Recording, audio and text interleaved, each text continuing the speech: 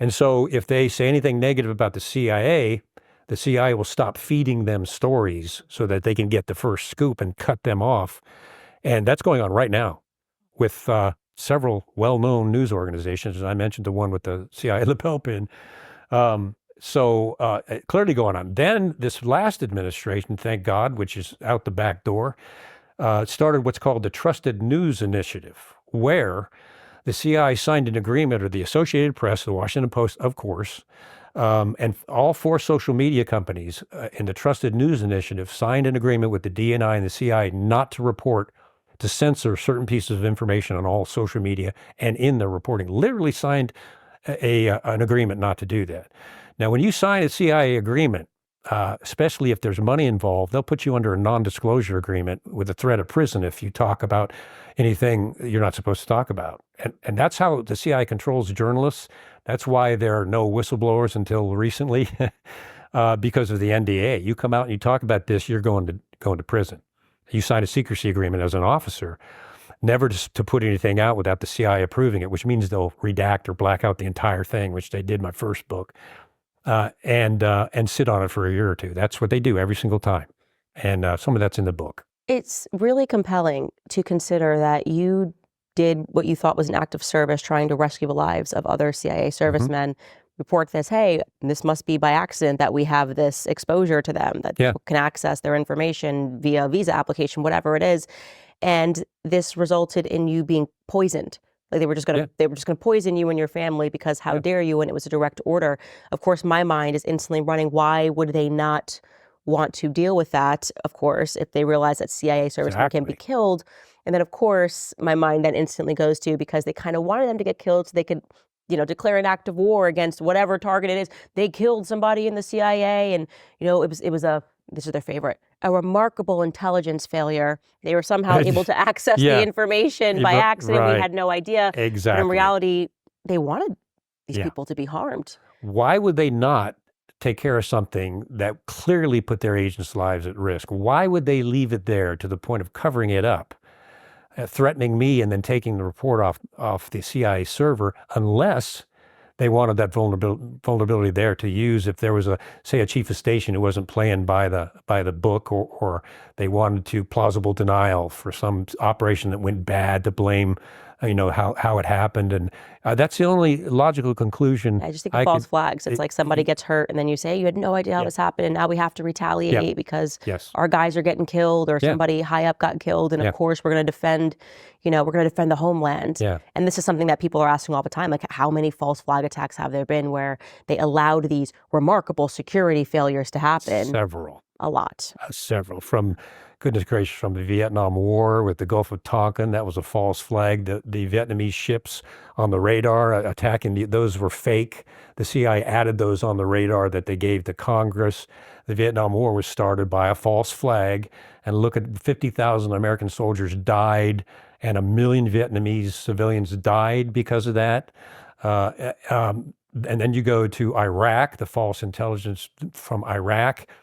500,000 Iraqi civilians, 2,500 U.S. troops were killed, and 200,000 U.S. service personnel were badly injured because of false intelligence from the CIA. Remarkable intelligence failure. Even Pearl Harbor, they had warnings of it happening that they chose to ignore. I was watching this whole documentary on it, and I was like, oh, okay.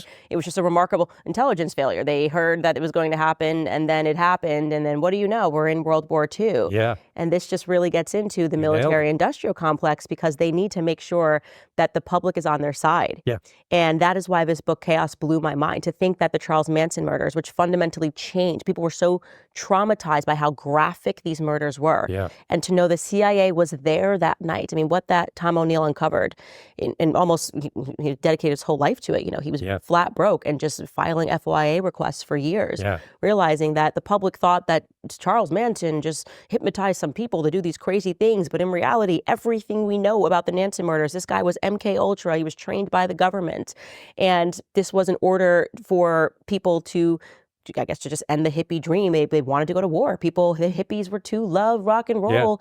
And this leading up to the Vietnam War, LBJ, bloodthirst, Vietnam, Cambodia. It's incredible the lengths they will go through to get the public on the side of war. And it's extremely upsetting. And then even in that, back in the 60s, that was a pretty much Project Mockingbird, because he explained how all the press then was writing every minute, every detail, because they wanted to traumatize the press. And these moments are traumatizing. Pearl Harbor, traumatizing. I always go back to my propaganda as a child in school, 9/11. And now I think back at it, I'm going, oh my gosh, just the words they use, and they don't want to think about anything but the emotion of it, right? Like, and so we get in line and we go, okay, yeah, no, we're totally okay with establishing TSA and giving up all of our freedoms in order for us to stay safe. Gutting the Constitution. Gutting the Constitution, because all they're doing is showing us these images and talking about terrorism. And I was in the classroom and they're telling us, in order to be safe, to keep you safe, and then we have to go to war, and we can't just quickly say war in Iraq is okay. Don't even ask questions, even though there were Saudis in the plane. All it takes is something very traumatizing to happen, Operation Mockingbird in full effect, and you can, in most instances, get the public to be persuaded to go into a war, a conflict that they know nothing about. You nailed it. You nailed it. Yes, and in terms of 9/11, I taught criminal investigations at a college, and I did investigations, obviously, espionage investigations. In the agency, a criminal investigation was never done on 9/11. They automatically blamed it on terrorism. They didn't examine any of the evidence. As a matter of fact, they bust out all of the iron and steel on barges to China the next day. And they made these ridiculous, and when they do their propaganda, it seems so stupid on its face, but they repeat it so many times. For example, well, we can prove that it was such and such hijacker that flew the plane in the building because we found his passport laying on E Street. So stupid. What? Let's see. The plane was incinerated. The floor above and below the plane were incinerated. There was absolutely nothing left of the recover bodies. The building was powder. But amazingly, they found this passport that proved their narrative. Oh, and so there's more. This year, we did a 2-episode series on 9/11 to go backwards, because I was a child, and to show people. We found these old clips and showed them. Do you realize how much we were lied to about 9/11? Like, it's just unbelievable when you look back at everything they told. Astounding. And then the things that they ignored that happened that day, and the presence of the Mossad that was there, and they just never really answered the question. And just Tower 7? Tower 7 was very clearly just dropped to the, come on. You cannot explain that away. I mean, and then when you learn even more, which I didn't even show on the show, about the art students that were there, that were also intelligence Israeli agents. art students, and then the weeks leading up, just like, it's what a coincidence. What a coincidence. And I did some research on plane crashes, as I'm sure many of your viewers have. And every single plane crash, especially a large aircraft, there's always wreckage